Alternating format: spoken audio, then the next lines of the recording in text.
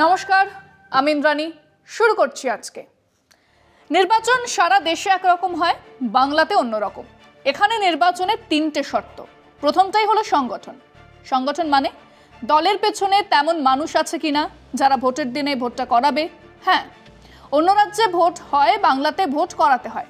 এ শিক্ষা বাংলা পেয়েছে বামেদের কাছ থেকে। আর সেই ভোট করানোর প্রস্তুতি কিন্তু বাম জমানাতে চলতো সারা বছর ধরে। কড়া নজরদারি, বিলি বন্দোবস্ত, মধুভাণ্ডের বিতরণ ইত্যাদির প্রাথমিক শিক্ষা বামেরা দিয়ে গেছে। তৃণমূল তাকে আরও উচ্চ পর্যায়ে নিয়ে গেছে। এখন বিতরণ সরকারি এবং বেসরকারি দুভাবেই হয়। এখনও সেই ব্যবস্থা বরকরার এবং আরও অনেক শক্তিশালী। কাজেই ভোটার লিস্ট থেকে আমাদের লোক, ওদের লোক, ডাউটফুল ইত্যাদি মাপামাপি চলতে থাকে। শীর্ষ বিন্দুতে পৌঁছয় নির্বাচনের মাস 4-5 আগে থেকে। এই সংগঠন ভিড় জোটাবে, এই সংগঠন মিছিল করবে, এই সংগঠন দেওয়াল লিখবে, পোস্টার সাঁটাবে দেওয়ালে, মাইকে হেঁকে যাবে সারাদিন। এদের সবচেয়ে তলাস্তরে এক বিশাল যুববাহিনী। এদের স্কুল কলেজ নেই, চাকরি নেই। এরাই হবু ব্লক সভাপতি, এরাই একটা গুমটির জন্য, অটোরিকশার লাইনের জন্য লড়ে যাচ্ছে। দাদা বলেছে ভোটে জিতলে, অতএব দিন নেই রাত নেই, ছুটছে। বামেদের আমলের শুরুতে এদেরকে গরিব বড়লোকের লড়াইয়ে এক তত্ত্ব দেওয়া হয়েছিল, কিন্তু বছর 5-6 পর থেকে এরা ফেলো করি মাখো তেল, আমি কি তোমার পর, এই সার সত্য বুঝে ফেলেছিল। আর এই জমানাতে সেই স্লোগান আরও অনেক লাউড অ্যান্ড ক্লিয়ার, কোনো কনফিউশন নেই। এদের ওপরে এলাকার অঞ্চলের নেতা, তার উপরে জনপ্রতিনিধি, পঞ্চায়েত সদস্য, সমিতির সদস্য, জেলা পরিষদের সদস্য, কাউন্সিলর, ক্রমে আরও উঁচু বিধায়ক, সাংসদ এবং তারও ওপরে দলের প্রথম সারির নেতারা। এটাই হলো সংগঠন। ও হ্যাঁ, এখানে বলে রাখি, এই সংগঠনের সঙ্গে ওতপ্রোতভাবে জড়িয়ে আছে ফান্ডিং, টাকা পয়সার যোগান যাকে বলে। না হলে অবশ্য সংগঠনই থাকবে না। এর পরের বিষয়টা হলো প্রচার। ঠিক কোন স্লোগানটা মানুষের কাছে নিয়ে আসা যায়, কত তাড়াতাড়ি নিয়ে আসা যায়, কিভাবে নিয়ে আসা যায়, উল্টো দিকের প্রচারকে উড়িয়ে দেওয়ার পদ্ধতি, নতুন চমক, নতুন ইভেন্ট, এই সব মিলিয়ে প্রচার এক বিরাট ব্যাপার। বিজেপিকে দেখলেই তো বোঝা যায়। আর শেষ ব্যাপারটা হলো ওই সংগঠন আর প্রচারের ফলে মানুষের পারসেপশন, ধারণা। সর্বত্র যদি এই ধারণা ছড়ায় যে বামেরা ঘুরে দাঁড়াচ্ছে, তাহলে তারা একটা আসন না জিতলেও তাদের সমর্থন বাড়বে। যদি প্রচার আর সংগঠনের ফলে এমনটা মানুষের ধারণা হয় যে এই সরকার চলে যাচ্ছে, তাহলে কারোর সাধ্য নেই তাকে রোখে। মনে করুন 2009-এর লোকসভা নির্বাচনের কথা। তৃণমূলের বিপুল জয়ের পরে মানুষের ধারণায় এসে গিয়েছিল বাম সরকার পড়ে যাবে। আটকানো যায়নি। এই 3 পিলারের ওপর ভিত্তি করে নির্বাচন এসেছে বাংলায়। আর সেই নিরিখেই আজ আমাদের বিষয় আজকে। বাংলায় তৃণমূল, বিজেপি, কংগ্রেস, বাম, আইএসএফ কতটা এগিয়ে, কতটা পিছিয়ে। 5 বছর আগে লোকসভা ভোটে রাজ্যের রাজনৈতিক সমীকরণ আমূল বদলে গিয়েছিল। রাজ্যের 42টি লোকসভা আসনে 2টি বাদ দিলে তৃণমূল ও বিজেপি দ্বৈরথের সাক্ষী ছিল বঙ্গবাসী। এবারও তারই পুনরাবৃত্তি ঘটতে চলেছে। অন্তত এখনো পর্যন্ত বাম কংগ্রেসের যে হাল দেখা যাচ্ছে, তাতে আসন্ন লোকসভা ভোটে ঘাসফুল আর পদ্মফুলের মেরুকরণ অনিবার্য হয়ে উঠছে। 2021 সালে বিজেপি, বাম ও কংগ্রেসের পর আরেক বিরোধী দলের উত্থান হয়, আইএসএফ। 3.5 দশক ক্ষমতায় থেকে গদিচ্যুত সিপিএম তথা বামফ্রন্ট রাজ্য বিধানসভায় খাতাই খুলতে পারেনি। কংগ্রেসের ভাড়ারও শূন্য, কিন্তু প্রথম লড়তে নেমে আইএসএফ একটি আসন জিতেছিল। বামেরা প্রথমে কংগ্রেস ও আইএসএফ এর সঙ্গে আসন রফার পরিকল্পনা করলেও তাতে কাজের কাজ হয়নি। মাত্র 17 আসনে প্রার্থীর নাম ঘোষণা করেই আপাতত নীরব থাকতে হচ্ছে বামেদের। কংগ্রেসের সঙ্গে অলিখিত বোঝাপড়া করতে আগ্রহী ছিল তারা। প্রদেশ কংগ্রেস নেতৃত্ব চেয়েছিল বামফ্রন্টের সঙ্গে রফা করেই প্রার্থী দিতে। এদিকে বামফ্রন্ট নিজের ঘরই সামলাতে পারছে না। পুরুলিয়া কংগ্রেস নেতা নেপাল মাহাতোকে প্রার্থী করতে এক প্রকার মনস্থির করে ফেলেছিলেন প্রদেশ কংগ্রেস সভাপতি অধীর চৌধুরী। সিপিএম এর তাতে সায় ছিল, কিন্তু বাম শরিক ফরওয়ার্ড ব্লক একতরফাভাবে ওই আসনে দলীয় প্রার্থীর নাম ঘোষণা করে দিয়েছে। ফলে আরও জটিল হয়েছে পরিস্থিতি। এদিকে আইএসএফ এর সঙ্গেও রফায় ব্যর্থ বাম। এ তো গেল আসন বন্টনের জটিলতা। ভোটে লড়াই দিতে গেলে দলের সাংগঠনিক শক্তি সর্বাধিক গুরুত্বপূর্ণ বিষয়। সেই বিচারে তৃণমূলের ধারে কাছে কেউ নেই। অনেক পিছিয়ে থাকলেও রাজনৈতিক কারণেই রাজ্যের দ্বিতীয় সাংগঠনিক শক্তি বিজেপি। বামেদের কর্মী থাকলেও ভোটার নেই। কংগ্রেসের সমর্থক 2টি জেলার একাংশে। তাও দিনে দিনে ক্ষয় ধরেছে। কংগ্রেস কর্মী অনেক কেন্দ্রে খুঁজে পাওয়া দুষ্কর। আইএসএফ নবীন দল, অভিজ্ঞতাহীন লোকসভা ভোটে আনকোরা। এই যদি রাজ্যের অবিজেপি বিরোধীদের দশা হয়, তাহলে ভোটের ময়দানে তাদের প্রাসঙ্গিকতাই থাকবে না। শেষ পর্যন্ত ছবিটা একই থাকলে তৃণমূল বিজেপি দ্বৈরথ্য অনিবার্য, তা এখনই হলফ করেই বলা যায়।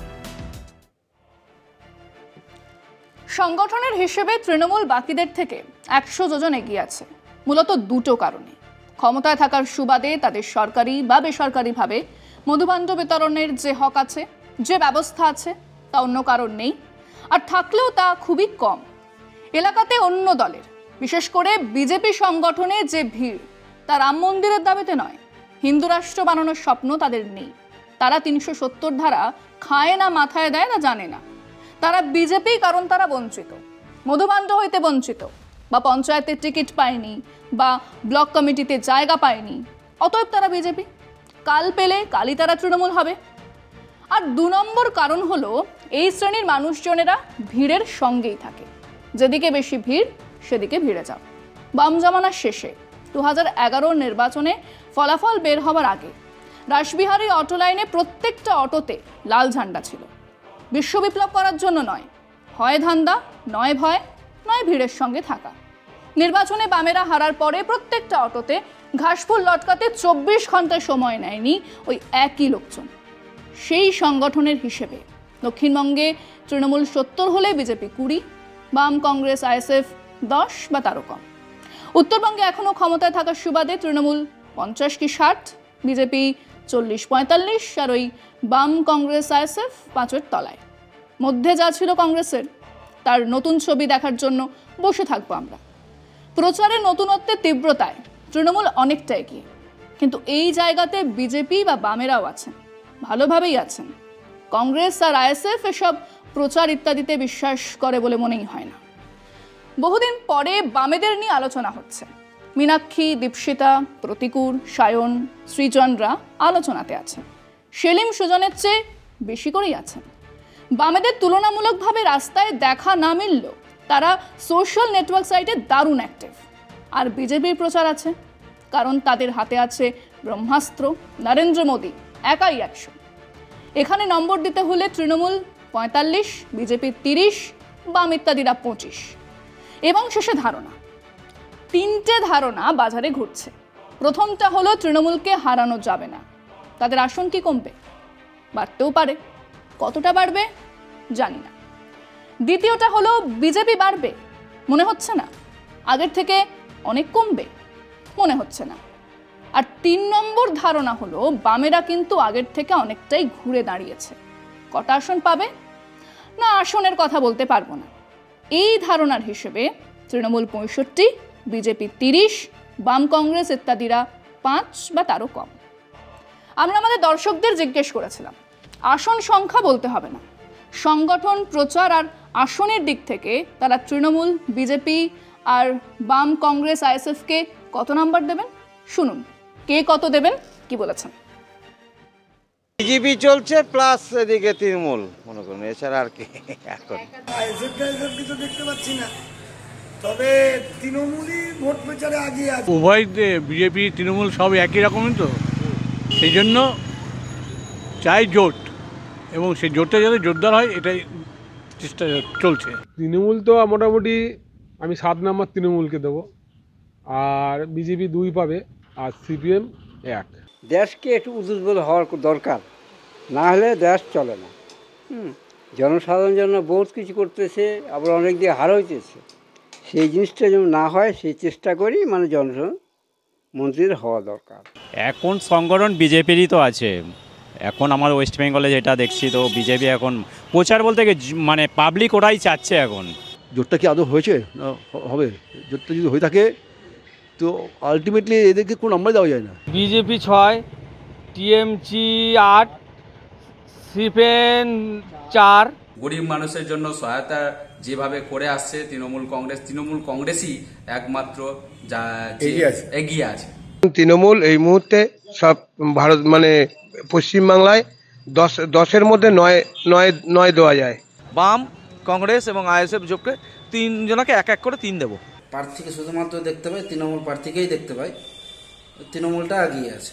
বর্তমান যুগ হিসেবে তৃণমূলের 8-10-এর মধ্যে, আর সিপিএমের 7, বিজেপি 6। প্রথমে আমি 1-এ তৃণমূলকেই রাখবো, 2-এ বিজেপি আর 3-এ সিপিএম। বাম কংগ্রেস এরা আগে জোট করেনি, সেই জন্য এদের যদি আগে করতো ঠিক আছে তাহলে হয়তো কয়েকটা সিট পেত, এখন না পাওয়ার সম্ভাবনা বেশি। এখানে প্রচারের দিক দিয়ে দেখতে গেলে তৃণমূল কংগ্রেসকে আমি 10-এর মধ্যে 10ই দেবো। এখন পর্যন্ত তৃণমূলেরই প্রচার দেখতে পাচ্ছি, তৃণমূলের বাইরে তো কোনো অন্য দলের প্রচার দেখতে পাচ্ছি না।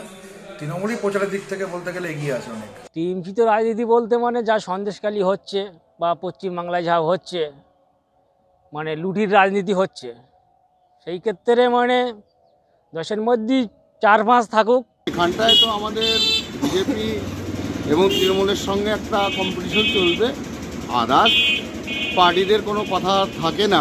টিএমসি তো প্রার্থী ঘোষণা হয়ে গেছে, ওরা একটু এগিয়ে আছে। যে আসবে, যে কাজ করবে, শুধু নিজের কথা ভাবলে তো হবে না, জনগণের কথাটা আগে ভাবতে হবে, ওটা হলেই তো আমরা খুশি। এই শুরুয়াতি আবহে সব মিলিয়ে বাংলাতে এখনো অ্যাডভান্টেজ তৃণমূল, বিজেপি তারপরেই। আর একটা তৃণমূল বিজেপি বাইনারি কিন্তু আবার জায়গা করে নিচ্ছে। বিজেপিকে আজকের নিরিখে বেশ খানিকটা অপ্রস্তুত বলে মনে হচ্ছে, কিন্তু তারা তাদের অর্থবল আর জাতীয় নেতাদের হাজির করে সেটা খানিক পূরণ করতেই পারে। বামেরা দৃশ্যতই বেকায়দায়, ছন্নছাড়া লাগছে তাদেরকে, কিন্তু সেটা এখনকার হিসেব যে এরকমই থাকবে সে গ্যারান্টি দেবে কে? আজকে পর্যন্তই। দেখতে থাকুন কলকাতা টিভি, রাত দিন 7 দিন।